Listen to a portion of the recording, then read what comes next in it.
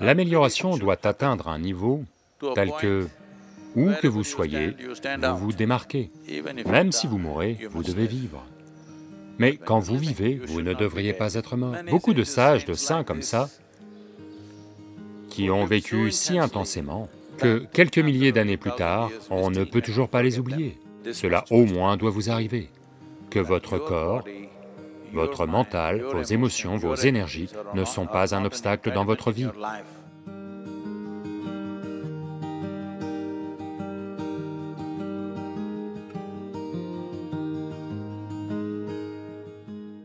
Pas plus tard qu'hier, quelqu'un me le rappelait. Même moi, je ne m'en rendais pas compte.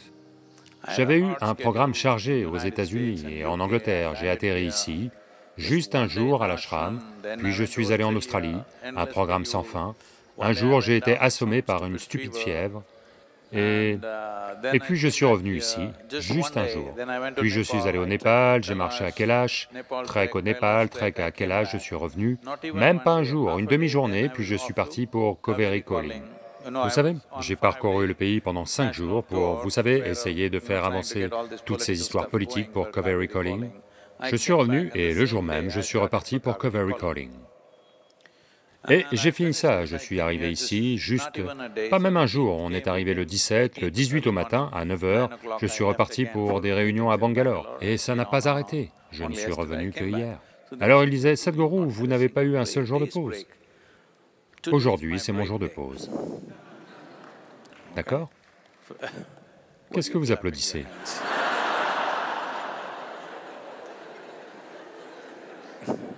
Depuis ce matin, il y a des piles de dossiers et maintenant, vous voilà tous. Et après, il y a réunion sur réunion, et à 11 h, il y a Kalabhairava Karma. Ce soir, Mahalaya Amavasya, c'est un jour de congé. Ok? Alors, le corps va-t-il se plaindre parfois? Bien sûr que oui. Si le corps ne se plaint pas, ça veut dire que vous ne l'utilisez pas. Allô? Il doit se plaindre, mais vous ne vous plaignez pas. C'est tout ce que vous devez apprendre. Pour ça, vous avez besoin de dévotion pour ce que vous faites. Si vous n'avez pas de dévotion, avant le corps, le mental va se plaindre, les émotions vont se plaindre, tout va se plaindre. Non, non, non. C'est d'abord le corps qui doit se plaindre, ça veut dire que vous êtes usé physiquement. Ensuite, le mental peut prendre une décision un peu judicieuse, et vous devez faire une pause comme moi. Ce qui veut dire que vous n'êtes actif que jusqu'à minuit le soir. Que jusqu'à minuit, après ça, vous dormez. Autrement, ça va continuer jusqu'à 2 h du matin. C'est un jour de pause. Si votre corps ne se dit pas que la vie est dure, le corps, pas le mental, si votre corps ne se dit pas la vie est dure, ça veut dire que vous ne faites rien qui en vaut la peine. Votre corps doit être constamment sollicité. Il doit sentir que c'est dur. Quand vous allez au lit, vous ne devez pas dormir, vous devez mourir. Oui.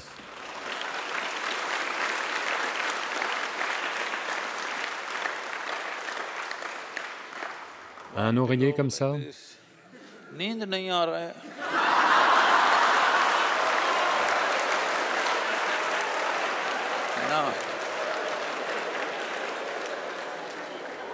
Vous vous allongez sur la pierre, vous tombez raide, juste comme ça. C'est comme ça que vous devriez être à la fin de la journée. Puis le lendemain matin, il va repartir comme s'il venait de naître.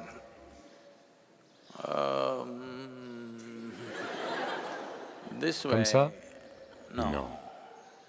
Vous devez sentir que c'est dur pour le système, car ceci est la nature de celui-ci. Plus vous le poussez, plus il devient fort, plus il s'améliore. Ceux qui essaient de le préserver pour un autre jour, ne pas l'utiliser, ils vont... La vie ne peut pas être préservée, cela doit être compris. Les choses mortes peuvent être préservées. La vie ne peut pas être préservée, elle ne peut être que nourrie et utilisée. Si vous essayez de vous préserver et de vous économiser, ça ne va pas marcher. Ils n'arrêtaient pas de me bombarder à... Où était-ce? Bangalore ou Delhi, quelque part? Trop d'activités, des réunions sans arrêt. J'ai dit, je prends 1 heure de vacances.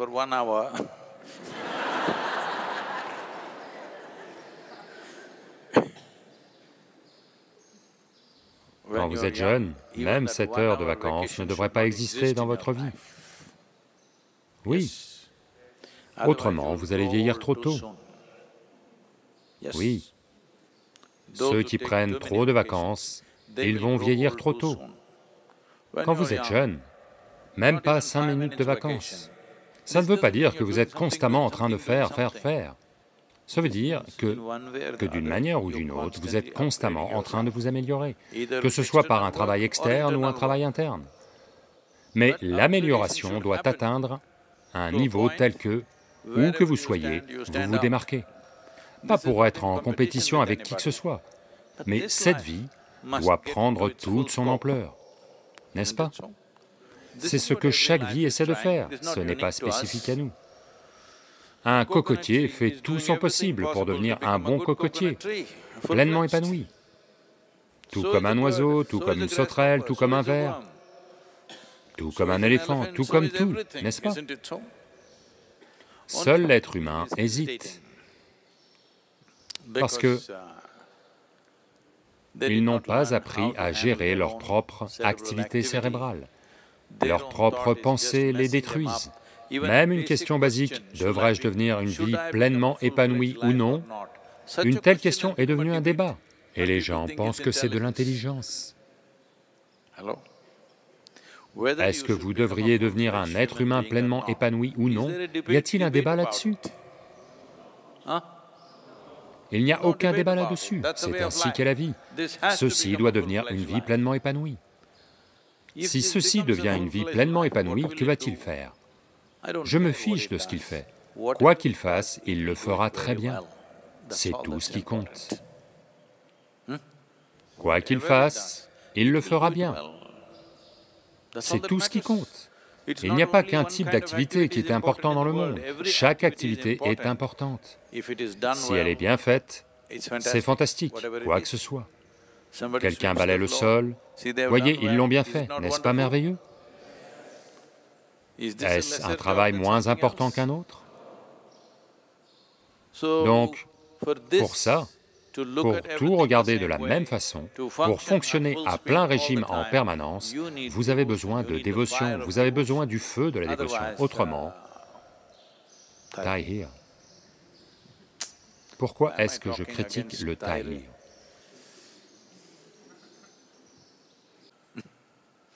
Ça pourrait devenir de la discrimination envers les vaches.